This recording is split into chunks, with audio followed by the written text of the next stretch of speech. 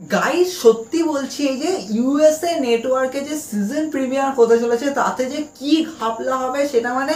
সত্যি মাথার উপর দিয়ে যাবে না। দেখো র তো অবভিয়াসলি সিজন প্রিমিয়ার হবে, সেখানে ব্রেট হার্ট অলরেডি অ্যানাউন্স হয়ে রয়েছে, প্লাস একটা ফেটাল ফোর ওয়ে ম্যাচ রয়েছে, হোয়াইট সিক্সের ক্লাসিক একটা ট্যাগ টিম ম্যাচ রয়েছে, অনেক কিছু রতে তো রয়েছে, কিন্তু পুরো অ্যাট্রাকশন বলা চলে ভাই স্ম্যাকডাউনের ওপর রয়েছে। কারণ ডেফিনেটলি এই যে স্ম্যাকডাউনে যে steel cage match Cody Rhodes আর সোলো সিকোয়ার যে অ্যানাউন্স হলো, তো এটার ওপর ভাই ফ্যান্সদের মানে আলাদাই এক্সপেকটেশন। আর অলরেডি রিপোর্টও এমন এমন আসছে যে তোমাদের মাথা পুরো মানে কি বলবো না, পুরো ফিউজ উড়ে যাবে। কারণ আমার তো এমনিও উড়ে গেছে, তাই জন্যই তো এত এত ভিডিও। কিন্তু ডেফিনেটলি ভাই এমন এমন কিছু অ্যাঙ্গেল আমি ডিসকাশন করবো। দেখো ডেফিনেটলি স্ম্যাকডাউন হতে দেরি আছে ঠিকই, অনেক দিনই বাকি রয়েছে, কিন্তু এরপরে যে ভাই আর কি কি আসবে কিছু বলা যাচ্ছে না। দেখো হ্যাঁ, যদি র যদি তোলপাড় করে তাহলে তোমরা ধরে নাও যে সত্যি স্ম্যাকডাউনে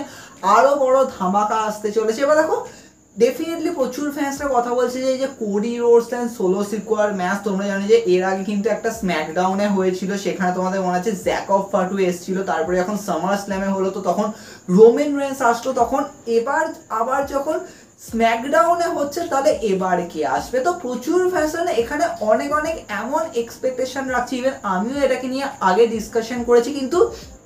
এখানে আমি গাইস যে ডিসকাশনটা করবো এটা বলা চলে বিয়ন্ড এক্সপেকটেশন, আর আরো ধামাকা কিছু আসতে পারে সেগুলোকে নিয়ে ডিসকাশন করবো। দেখো প্রথমেই আমরা যদি ভাবি যে হ্যাঁ এই ম্যাচের এন্ডিংয়ে ডেফিনেটলি দেখো এই ম্যাচের এন্ডিংয়েই সমস্ত কিছু হবে, আর ডেফিনেটলি এমন কোনো একজন সুপারস্টারের মেজর রোল হবে যেটা আইদার সোলো সিকোয়ার সাইডে কিছু ফ্যাক্টর করবে অথবা কোডি রোডসের সাইডে। তোমরা অনেকে বলবে তাহলে কি সোলো সিকোয়ার টাইটেল ক্যাপচার করবে, দেখো এটা তো নয়, কিন্তু হ্যাঁ স্টিল কেজ ম্যাচ তো এখানে এমন হতে পারে যে হয়তো ম্যাচের ভেতরে মানে পুরো কেজের ভেতরে একজন ঢুকলো, ঢুকে পুরো কোডি রোডসকে পুরো ধুয়ে দিল, কিন্তু সোলো সিকোয়ার বেরিয়ে আসলো না, কারণ ম্যাচটা ওখানে অফ হয়ে গেল আর কোডি রোডসকে পুরো খাঁচায় পেয়েছে। মানে ভাবতে পারছো বাঘ যেমন শিকার করে তো ওরকম শিকার হবে, তোমরা বুঝতে পারছো কার কথা বলছি। তো অনেক কিছু কিন্তু এখানে অ্যাঙ্গেল রয়েছে। দেখো প্রথমেই যদি আমি কথা বলি যে দেখো যেটা অবভিয়াস অ্যাঙ্গেল প্রচুর ফ্যান্সটা, যেটা আমিও বলছিলাম যে দেখো এটা আমার কাছেও খুবই অবভিয়াস যে রোমেন রেন্সে আসা, কারণ Romain Reigns already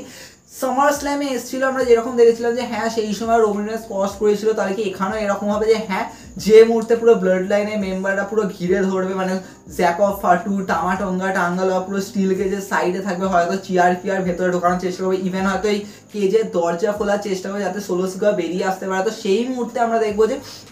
Romain Reigns আসবে, সবাইকে স্পিয়ার মারবে, দেন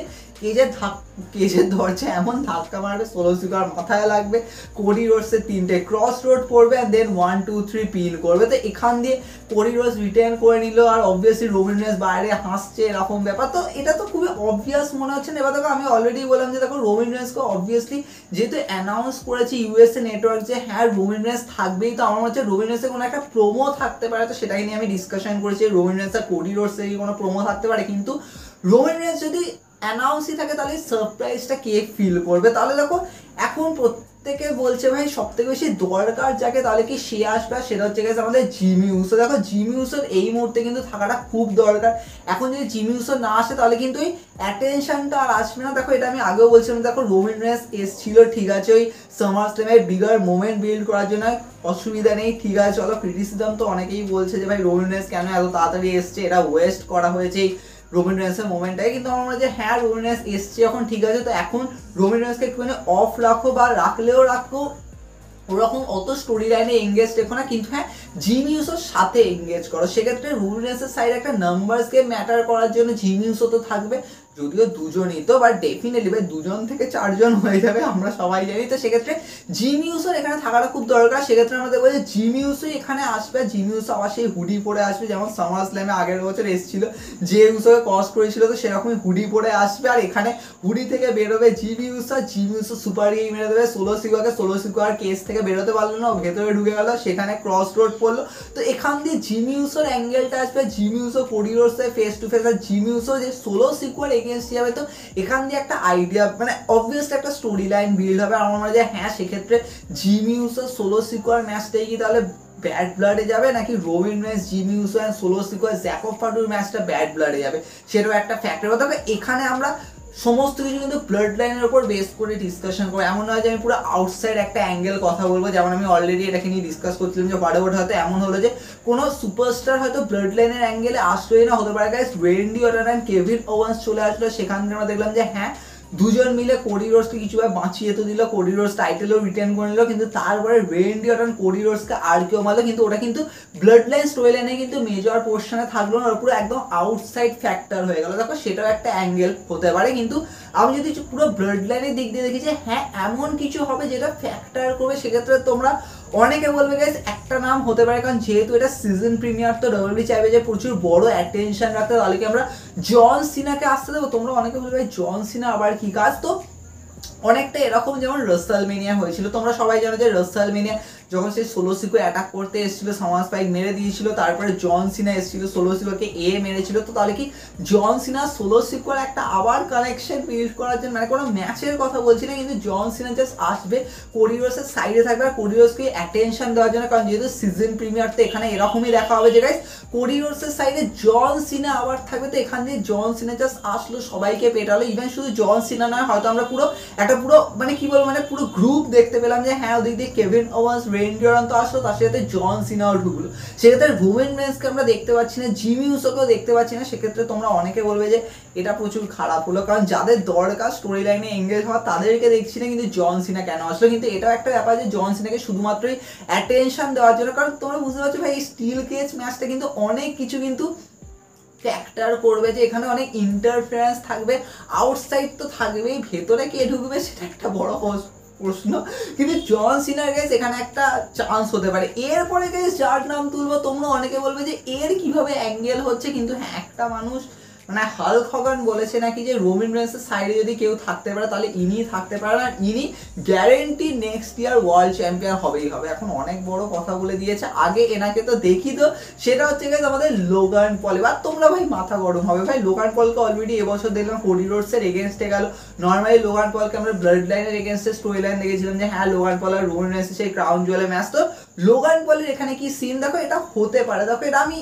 কখনোই বলবো না যে একদম অ্যাকিউরেট, কিন্তু এটা হতে পারে যে ডব্লিউডব্লিউই হয়তো লোগান পলকে সিজন প্রিমিয়ারে তো আনলো, কারণ সিজন প্রিমিয়ারে অ্যাটেনশন বিল্ড করার জন্য, যেহেতু লোগান পল একটা সোশ্যাল মিডিয়া স্টার, তো লোগান পলকে নিয়ে আসাটা মেন ফ্যাক্টর, কিন্তু লোগান পলকে হওয়া প্রপার বেবি ফেস হিসাবে আনলো, আর আমরা দেখবো যে এই যে সোলোসিকোর ব্লাড লাইনের এগেনস্টে লোগান পল কোডি রোডসের সাইডে থাকবে। এবার দেখো লোগান পল কোডি রোডসের সাইডে থাকা একটা জিনিস, লোগান পল কি রোমান রেন্সের সাইডেও থাকবে, তো সেটা তো আরো নেক্সট লেভেল। কিন্তু এটা ঠিক যে ডব্লিউডব্লিউ যদি সত্যি রোমান রেন্সের অ্যারাউন্ড যদি একটা টিম বিল্ড করে, তাহলে কি আমরা তাহলে ব্লাড লাইনকে দেখতেই পাবো না, একটা আলাদাই টিম দেখবো, তো এটাও একটা ফ্যাক্টর যে হয়তো ব্লাড লাইনের যে আমরা যে ওজি ব্লাড লাইনের কথা বলছি, তাহলে সেটা রিবিল্ড মানে রিউনাইট হবে তখন যখন রকের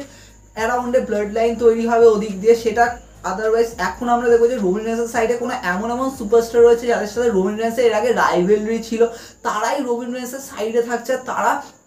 এগেনস্ট যাচ্ছে সোলোসিকোর ব্লাড লাইনে। দেখো এটাও কিন্তু একটা খুব টকিং পয়েন্ট, এটাকে নিয়েও ডিটেলসে ডিসকাশন করা যায়, কিন্তু এটা ঠিক যে লোগান পলও কিন্তু আসতে পারে, কিন্তু অ্যান্ড দেন আমি যেটাকে নিয়ে ডিসকাশন করবো, যেটা তোমরা বলবে দেখো এটাও কিন্তু একটা অ্যাঙ্গেল হতে পারে, সেটা হচ্ছে গেছে আমরা কোনো একজন নিউয়েস্ট মেম্বার অ্যাড হতে দেখবো, কারণ দেখো আমি অলরেডি বলছিলাম যে যদি ওয়ার গেমের যদি বিল্ড আপ হয় তাহলে সোলোসিকোর ব্লাড লাইনে কিন্তু আরও একজন মেম্বারের থাকা দরকার। এই মুহূর্তে না যেন মনে হচ্ছে হ্যাঁ টামাটোঙ্গা টাঙ্গালুয়া তো চলো ঠিক আছে, আর কি বলবো জ্যাকব ফাডু একটু বেশি ঠিক আছে ভাই, কিন্তু জ্যাকব ফাডুকে এখন যেন প্রোটেক্ট রাখছে এরকম ব্যাপার, তো সেক্ষেত্রে আরও একজন আসা দরকার যাকে অ্যাটলিস্ট ইউজ করা যাবে ভালো করে, তাহলে কি গাইস এখানে হতে পারে যে কোনো নিউ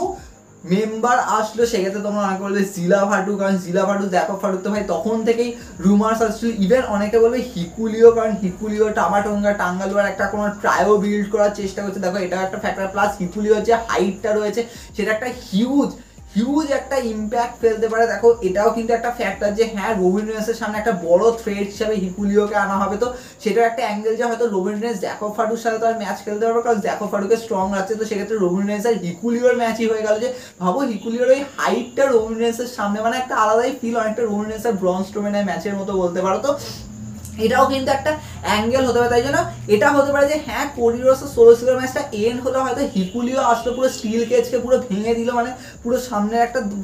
পোর্শনকে ভেঙে দিয়ে ঢুকে গেল, ঢুকে গিয়ে কোডি রোডসকে পেটালো। এটাও কিন্তু একটা অ্যাঙ্গেল হবে যে গাইস এই ম্যাচটা এন্ডই হবে নো কন্টেস্টে, মানে কি বলবো না কেউ জিতলো না কিন্তু কোডি রোডস বলি হলো, এরকম ব্যাপার। তো দেখো এটা একটা অ্যাঙ্গেল হতে পারে। কিন্তু লাস্ট গাইস যার নাম তুলবো, যাকে আনলে কিন্তু পুরো একটা অবভিয়াসলি ইউএসএ নেটওয়ার্কের স্ম্যাকডাউন সিজন প্রিমিয়ার তো একটা ক্লাসিক ওয়েতে এন্ড হবে, আর সেটা হচ্ছে যেমন আমরা দেখেছিলাম গাইস ফক্স নেটওয়ার্কে যখন